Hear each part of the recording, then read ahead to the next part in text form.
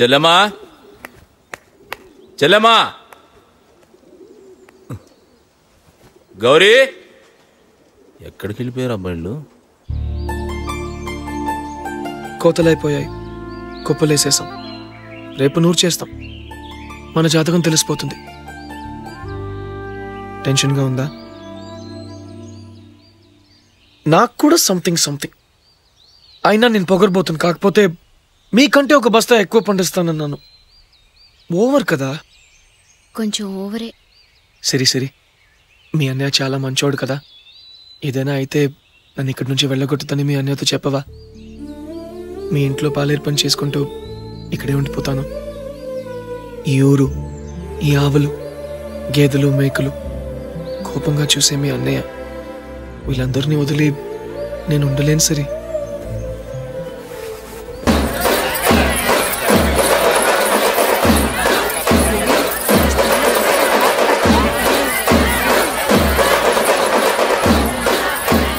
ఏంటో జనాలు తండోపు వెళ్తున్నారు. ఆడు కుప్ప నూరుస్తుంటే ఇంట్రెస్టింగ్ మనకుండాలి కానీ ఏళ్ళకేటో. ఆ కుర్రోడు గెలవాలని ఊరంతా కోరుకుంటుందండి. పదండి నాన్న పద చూద్దాం.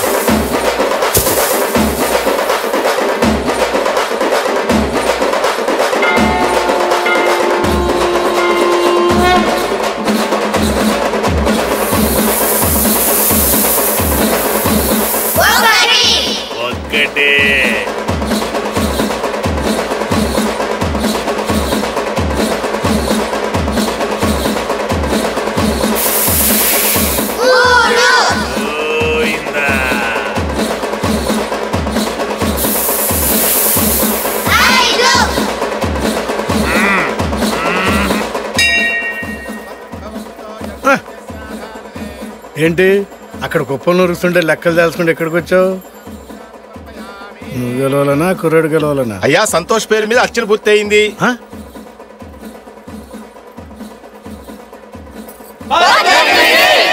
నాకు చాలా సంతోషంగా ఉందిరా. వాడు గెలుస్తాడో లేదో గానీ నీ మనసు మాత్రం గెలుచుకున్నాడు. నా మనసు గెలిస్తే చాలదండి, పందెం కూడా గెలవాలి. ఇదే ఫిట్టింగ్ రా. అంటే అతను ఓడిపోతే పెళ్లి చేయవా? అతను ఓడిపోడు మాస్టర్. నా చెల్లెలు ప్రాణంగా చూసుకునే గుర్రబొమ్మ కోసమే ప్రాణాలకు తెగించాడు. అలాంటి వాడు ఓడిపోతే మా అమ్మ నన్ను క్షమించదు. అందుకే తెల్లారగట్ల కుప్పల దగ్గరికి వెళ్ళి చూశా. అనుమానం వచ్చింది. అతను ఎలాగైనా గెలవాలని నా కుప్పలోంచి కొన్ని పనులు తీసి అతను కుప్పలో కలిపేశా. రే, నువ్వు చదువుకొని పట్టభద్రుడిరా. వెళ్ళి అతను గెలవాలని కొబ్బరికాయ కొట్టు.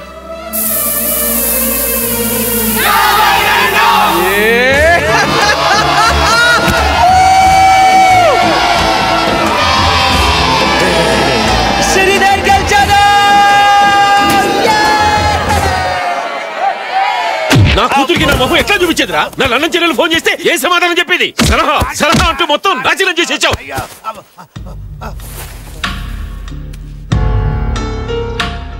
ఈసారి సలహా నేను చెబుతాను. పోలీస్ కేసు అవ్వకుండా మీరు చూసుకోండి.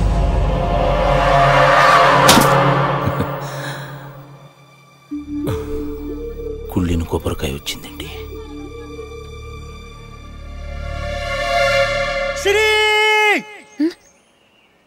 నేను గెలిచాను. నేను గెలిచాను. ఒక్క బస్తా కాదు, 2 బస్తాలు ఎక్కువ పండించాను.